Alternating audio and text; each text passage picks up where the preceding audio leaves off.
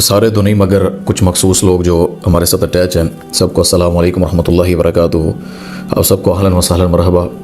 بس مصروفیات اور ایک دو وجہ سے بس خلاصہ ایک دو دن نہیں اپلوڈ کر سکے، لیکن انشاءاللہ آج 25واں 26واں اور 27واں بلکہ 28واں سپارہ بھی میں یہ تینوں چاروں سپارے آپ کے سامنے انشاءاللہ کوشش کر کے مختصر سے وقت میں آپ کے سامنے بیان کرنے کی کوشش کرتا ہوں۔ آج جو رات ہے وہ بڑی قیمتی رات ہے۔ میں جب قرآن پڑھ رہا تھا تو دل میں یہی خیال تھا کہ جس طرح دن کمپلیٹ ہوتے جا رہے ہیں رمضان کے، قرآن کے سپاروں کے، پتہ نہیں ایسے لگتا ہے کچھ پڑھا ہی نہیں اور وہ عمل جو کرنا تھا وہ ہم نے سیکھا ہی نہیں۔ تو اللہ ایسے دلوں سے محفوظ فرما دے اور ایسا قرآن جو سینوں میں نہ اترے اللہ اس سے محفوظ فرما دے۔ میرے بھائی، ہم سب مسلمان ہیں، کسی کو کافر نہیں مرنا چاہیے، کسی کو جاہل نہیں مرنا چاہیے، کسی کو لا علمی میں نہیں مر جانا چاہیے، سب کو اللہ کے قرب میں جانا ہے۔ جو جہاں پر ہے جیسا ہے محنت کریں، کوشش کریں، قرآن کو سیکھیں، پڑھیں۔ اس میں بڑی باتیں اللہ نے کی، میں آج آپ کے سامنے کرتا ہوں کچھ باتیں۔ تو بہرحال آج ہمارا 25واں سپارہ ہے، الیہ یرد۔ یہ سپارہ اس کے اندر ہمیں سورۃ الشعراء، سورہ زخرف، سورۃ الدخان اور سورۃ الجاثیات یہ پڑھنے کو ملیں گی۔ سورۃ الشعراء جو ہے یہ مکہ کے آخری دور میں نازل ہوئی، جب ایک طرف مکہ والے رسول اللہ صلی اللہ علیہ وسلم کی قتل کی سازشیں کر رہے تھے اور دوسری طرف صحابہ جو ہیں وہ ہجرت کر کے مدینہ جا رہے تھے۔ تو اللہ تعالیٰ نے مدینہ میں آخر اپنی ریاست تھی، وہاں مسلمان بھی کافی لوگ ہو چکے تھے، تو اسلامی قوانین، وہ اسلامی ریاست کا خد و خال جو تھا وہ اللہ نے واضح کر دیا۔ تو اللہ تعالیٰ نے یہاں پر جو سورۃ الشعراء میں 7 نمبر آیت آپ پڑھیں گے تو اللہ نے اپنے نبی صلی اللہ علیہ وسلم کو یہ حکم دیا تھا کہ میرے نبی، قرآن مجید کے نزول کا مقصد یہ ہے کہ آپ مکہ اور اطراف کے لوگوں کو آگاہ کریں۔ یہ مکہ اور اطراف صرف سعودیہ عربیہ کے اندر دعوت کا نہیں گا، مکہ مرکز ہے، یعنی سینٹر ہے دنیا کا۔ تو اس سینٹر جو ورلڈ کا سینٹر ہے اس کے ارد گرد مشرق، مغرب، شمال، جنوب، قیامت اس وقت تک نہیں آئے گی جب تک جھونپڑی والے تک بھی اسلام نہ پہنچے گا، یعنی وہ افریقہ کے جنگلوں میں ہو، وہ رشین صحراؤں میں ہو، کہیں پر بھی اسلام پہنچے گا۔ کوئی یہ نہیں کہہ سکے گا مجھے اسلام کی دعوت نہیں ملی تھی۔ پر اللہ یہ سمجھا رہے تھے میرے نبی مکہ اور اطراف کے لوگوں کو آگاہ کریں کہ قیامت کے دن انسان 2 گروہوں میں بٹ جائیں گے۔ آگاہ اس بات سے کرنا ہے، اور 2 گروہوں میں سے ایک گروہ جنت میں اور دوسرا جہنم میں جائے گا۔ اللہ ہمیں جنت والوں میں سے کرے۔ گروہ بڑے ہوں گے، یہ نہیں ہے کہ 15-20 افراد کا گروہ ہوگا، وہ اللہ معاف فرمائے دنیا میں 8 ارب لوگ ہیں تقریباً اور 6 ارب کلمہ ہی نہیں پڑھتے، کیسے جنت ملے گی؟ تو اندازہ لگائیں فگر کتنا بڑا ہے، اور جہنم کو اللہ اتنا بھرے گا پھر بھی وہ خالی ہوئی کہ حل میں مزید کوئی اور ہے تو لے آؤ۔ اللہ تعالیٰ اپنی ایڑی رکھیں گے، پھر وہ کہے گی بس بس۔ اور جنت بھی بہت طویل، اس کی جو باؤنڈریز ہیں، اس کا احاطہ جتنا بڑا ہے، اللہ اکبر۔ جنت میں 120 صفحے ہیں، نبی پاک صلی اللہ علیہ وسلم نے فرمایا، اور فرمایا پہلی 80 صفحے میری امت محمدیہ صلی اللہ علیہ وآلہ وسلم کی ہیں۔ یہ بہت بڑا اعزاز ہے۔ تو اللہ تعالیٰ یہاں یہ بات کرتے ہیں۔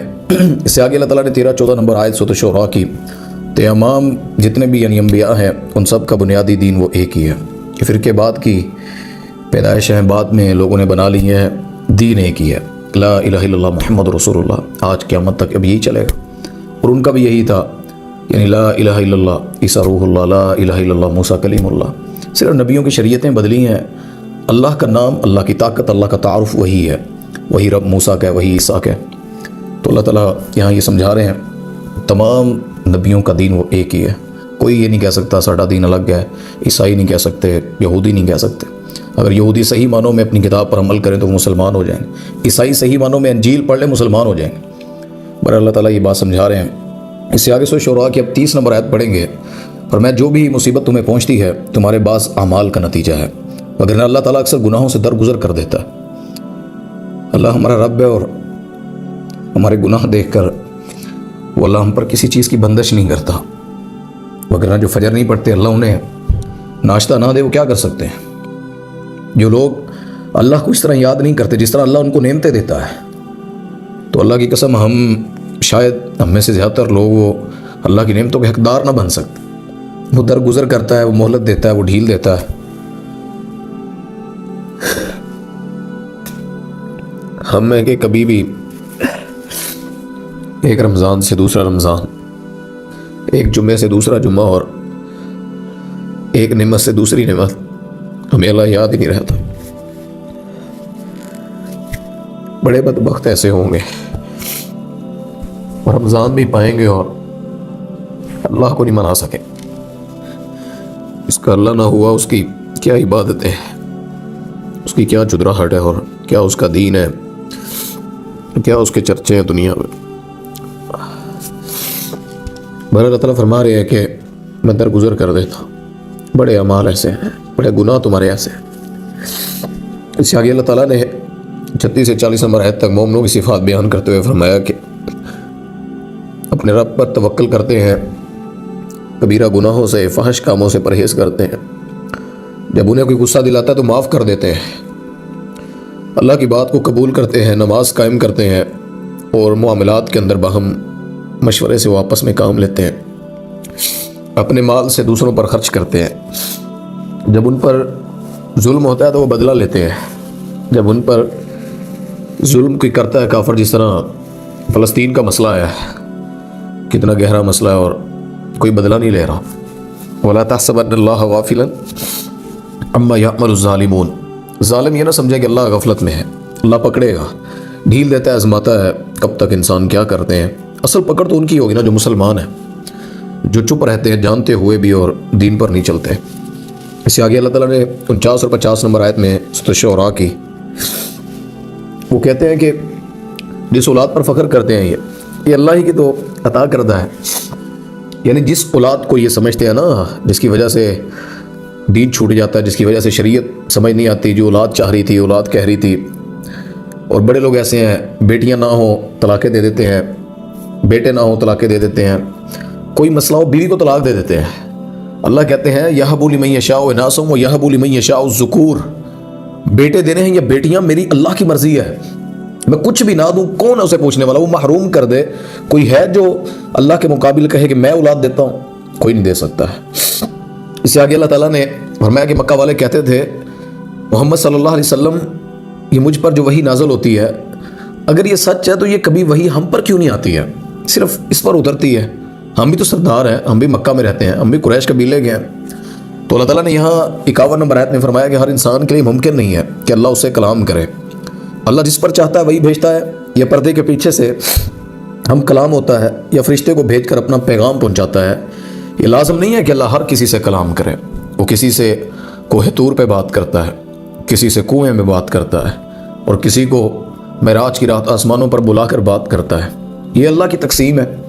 کون کس کے کہنے پر وہی بدل سکتا ہے، کون کس کے کہنے پر وہی لا سکتا ہے. بڑے لوگوں کے پاکستان میں بھی جس طرح عقائد ہے، وہ کہتے ہیں کہ جبرائیل علیہ السلام نے وہی لانی نبی پاک صلی اللہ علیہ وسلم کے پاس تھی، وہ لے حضرت علی کے پاس لانی تھی، لے حضرت محمد صلی اللہ علیہ وسلم کے پاس گئے. معاذ اللہ، ایسا کوئی مسئلہ نہیں ہے. وہی اس پر اترتی جس پر اللہ چاہتا ہے. اس سے آگے سورہ زخرف ہے. اس صورت میں اللہ تعالیٰ نے مکہ کے سرداروں کو ڈانٹتے ہوئے فرمایا تم سمجھتے ہو کہ خالق کائنات تمہارا محتاج ہے کہ اس کی دعوت کو اس لیے روک دے کہ وہ تمہیں پسند نہیں ہے. پہلی قوموں نے بھی نبیوں کا مذاق اڑایا، وہ تم سے زیادہ طاقتور تھے، اور اللہ کہتے ہیں میں نے ان کو تباہ کر دیا. 5 نمبر سے 8 نمبر آیت سورہ زخرف کی پڑھ لیں، اللہ اس میں کیا فرما رہے ہیں. یعنی نبیوں کا مذاق اڑانا، وہ نبیوں کی ذات کا ہو یا ان کی بات کا ہو. لوگ ہنستے ہیں نا دینداروں کے ایسے مسئلوں پر کہ کوئی ٹوپی پہن کر کسی مجلس میں بیٹھا ہو، علماء بیٹھے ہوں، داڑھی رکھی ہو، کچھ بھی، تو لوگ مذاق اڑاتے ہیں نا. تو یہ ان کا نہیں ہے. داڑھی کس لیے رکھتی ہے؟ سجدی ہے، اللہ کا شکر ہے، کیونکہ مصطفیٰ کے چہرے پر تھی صلی اللہ علیہ وسلم. دنیا کا سب سے حسین چہرہ ہمارے نبی کا، ان کے چہرے پر داڑھی ہے. جو رکھتا ہے اس محبت، میرا تو یقین ہے جو اس نیت سے داڑھی رکھتا ہے نا کہ میں نے نبی کی سنت سمجھ کر نبی کے چہرے جیسا چہرہ بنایا ہے، اس چہرے کو اللہ کبھی جہنم میں نہیں جلائے گا، قبر کے عذاب میں نہیں جلائے گا اللہ اس چہرے کو. کیوں؟ مجھے جو چیز پسند ہے نا میں اسے سنبھال کے رکھتا ہوں. میرا موبائل، میری گاڑی، میرا گھر، کچھ بھی، ایوری تھنگ، اس کو سنبھال کر لوگوں کو اس کو نقصان نہیں پہنچانے دیتا. جس چیز کو نبی کی پسند ہو اور اللہ کے حبیب کی محبت میں رکھی گئی ہو، اللہ اسے آگ میں جلائے گا. اللہ تعالیٰ سے امید ہے کہ انشاءاللہ اللہ ایسے لوگوں کے ساتھ محبت سے پیش آئے گا. اس سے آگے اللہ تعالیٰ فرماتے ہیں عرب کے سردار کہتے تھے کہ اگر اللہ کو سرداروں میں سے کسی کو نبی بنانا چاہیے تھا، یعنی اللہ کو بنانا چاہیے تھا سرداروں میں سے ہی، تو فرمایا کہ ان کی ڈیمانڈ جو ہے یہ جو وہ یہ چاہ رہے ہیں، تو یہ رحمت ہے نا، رب کی رحمت کرے اور نبی بنا دے. تو یہ رحمت ان کے ہاتھ میں ہے کہ وہ کہہ رہے ہیں کہ محمد صلی اللہ علیہ وسلم وہ کہہ دیتے کہ نہیں مجھے نہ نبی بناؤ، فلاں کو بنا دو، فلاں کو بنا دو. یہ نبی پاک صلی اللہ علیہ وسلم کے ہاتھ میں نہیں ہے، یہ اللہ چاہتے ہیں. اور ساتھ وہ کہتے ہیں فخر کرتے ہوئے مال پر نا کہ ہمارے پاس تو دولت ہے، یہ تو یتیم ہے، غریب ہے، بکریاں چراتا ہے. اور میں تمہیں مال کس نے دیا ہے؟ تم کوئی ذاتی لے کر آئے ہو دنیا میں، تمہیں اللہ نے مال دیا ہے. ابھی بھی جو لوگ خرچ نہیں کرتے نا ہمارے ملکوں میں بھی، اور جو کر لیتا ہے وہ اکڑ کے چلتا ہے. میڈیا پر دکھا کر نیکی دکھائیں، جہاں پہ رغبت اختیار کروانی ہو، کوئی جماعتیں چلانی ہو، ٹھیک ہے، لیکن اس طرح شخصیت پسندی کو ظاہر کرنا کہ میں ہی کر رہا ہوں، تو مال اپنے سے دے رہے ہو، اللہ نے دیتے جو دینا ہے. وَأَنفِقُوا مِمَّا رَزَقْنَاكُمْ، اس سے خرچ کرو جو تمہیں رزق دیا گیا ہے، اللہ نے دیا تمہیں وہ رزق. تو اللہ تعالیٰ اس چیز پر بھی ان کی پکڑ کر رہے ہیں کہ یہ ایسا مسئلہ نہیں ہے. یہ جو نبوت ہے نا، یہ بہت اللہ کی رحمت، بلکہ اس سے بھی بڑی چیز ہے. اللہ جس پہ چاہے اسے نازل فرماتا ہے. یہ کسی کے اختیار میں ہی، اللہ نے کسی کے ہاتھ میں اختیار دیا ہی نہیں ہے. اس سے آگے فرماتے ہیں ہماری نظر میں دنیا کی دولت اتنی حقیر ہے کہ اگر کمزور ایمان لوگوں کے بھٹکے کا خیال نہ ہوتا، بھٹکنے کا ان کا، تو اللہ تعالیٰ کفر کرنے والوں کو سونے اور چاندی کے محلات بنا دیتا. اور یہ سب دنیا کا حقیر مال ہے. جو آخرت قیمتی ہے وہ صرف متقین کے لیے ہے. یہ سورۃ زخرف کی 33 اور 35 نمبر آیت. دولت کافروں کو اللہ اگر اتنی زیادہ دے دینا جتنی وہ سمجھیں گے، حد سے بڑھ جائیں، اللہ نے ایسا نہیں کیا. مسلمانوں کو بھی اللہ نے بڑی دولت دی، بڑے ملک امیر ہیں ملک مسلمانوں کے، اور کافروں کو بھی دی. مسلمانوں کو اس لیے دی کہ اللہ کے راستے میں خرچ کرو، اللہ کی تعریف کرو، اللہ کا شکر ادا کرو. اور کافروں کو اس لیے دی کہ ان کی زمین پر جنت، آخرت میں ان کا کوئی حق نہیں. آخرت متقین لوگوں کے لیے. متقین کسے کہتے ہیں؟ ڈرنے والے، فکر رکھنے والے. اس سے آگے سورۃ الدخان ہے، اس میں بھی اللہ نے مکہ والوں کو تنبیہ کرتے ہوئے فرمایا کہ اگر تم نبی کی مخالفت سے باز نہ آئے تو تمہارا انجام بھی آل فرعون والا ہوگا.